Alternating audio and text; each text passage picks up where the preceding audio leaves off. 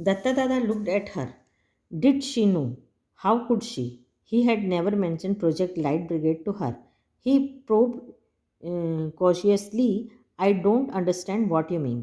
तो दत्ता दा बड़े आश्चर्य से देखते हैं उनको उनको तो मालूम, वो सोचते हैं कि मैंने तो इनको कभी भी वो प्रोजेक्ट लाइट ब्रिगेड के बारे में नहीं मालूम, लेकिन ये कैसे बोल रही है कि वो टल गया. It is very simple. There are no disaster because of your yagya at our house. तो बोलती है तुम्हें नहीं मालूम जो हमने अपने घर में यज्ञ किया था उसके कारण. But I never perform the yagna. Don't you remember I refuse to having anything to do with it.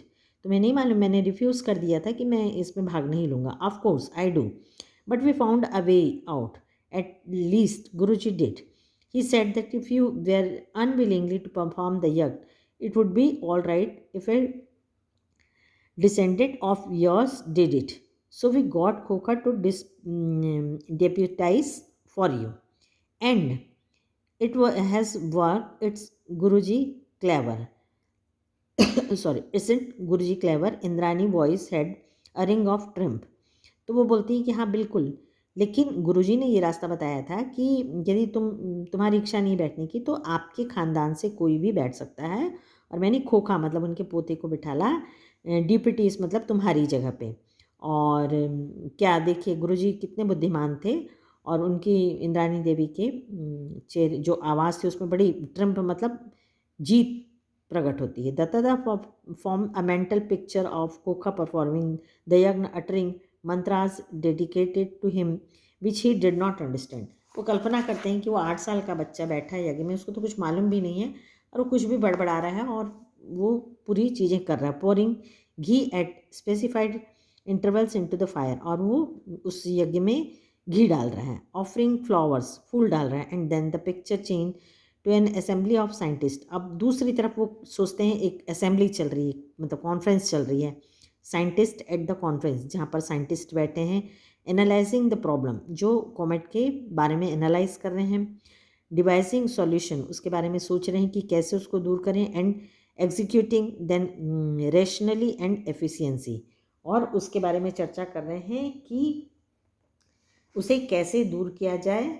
और मतलब वो कंपेयर कर रहे हैं कि एक तरफ वो खोखा उनका यज्ञ कर रहा है और दूसरी तरफ कॉन्फ्रेंस में सारे लोग कॉमेट के बारे में डिस्कस कर रहे हैं. It seem hard to believe that both pictures were different aspects of contemporary human society. 2 तरह के पिक्चर दिखाई दे रहे हैं, एक तो साइंस और दूसरा अपना धार्मिक तरीके से. Dattada was aware of gulf that separates the rich from the poor.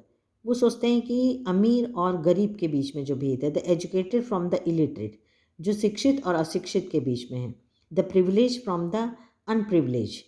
But this gap between the rational and the superstitious, मतलब ये जो दोनों शिक्षित से अशिक्षित और विशेष अधिकार जो प्रिविलेज बोलते हैं, मतलब जिनको अधिक अधिकार है, और बिना अधिकार वालों के जो जिन रैशनल मतलब जिनको कोई अधिकार नहीं है. एंड द सुपरस्टिशियस, और अंधविश्वासों में. और उसके साथ साथ एक तर्क होता है, जैसे हम उसके बारे में, जैसे कॉमेट है तो उसके बारे में सुपरस्टिशियस क्या है कि ये जब भी आता है तो कुछ ना कुछ डिसास्टर होता है. और दूसरा लॉजिक ये है कि ये पूरी जो भी चीज़ें हैं वो एस्ट्रोनॉमर में, मतलब ये खगोलीय घटनाएं ये स्पेस में होती हैं. For more sincere will human society ever succeed in eliminating it. और क्या ये ऐसा सोचना कभी भी ऐसा हो सकता है? Dattada did not know the answer. Dattada को इसका आंसर नहीं मिला. और इस चीज़ का हम एक और एग्जांपल अभी भी देख सकते हैं कि जो सोलर और लूनर एक्लिप्स होते हैं, चंद्र ग्रहण और सूर्य ग्रहण होते हैं, पूरा साइंस में आपने पढ़ा है कि वो कैसा होता है, किसके ऊपर किसकी शेडो पड़ती है तो एक्लिप्स होता है. ये पूरा जो है वो स्पेस पे होता है और हमको सारी इसका रीज़न पता है.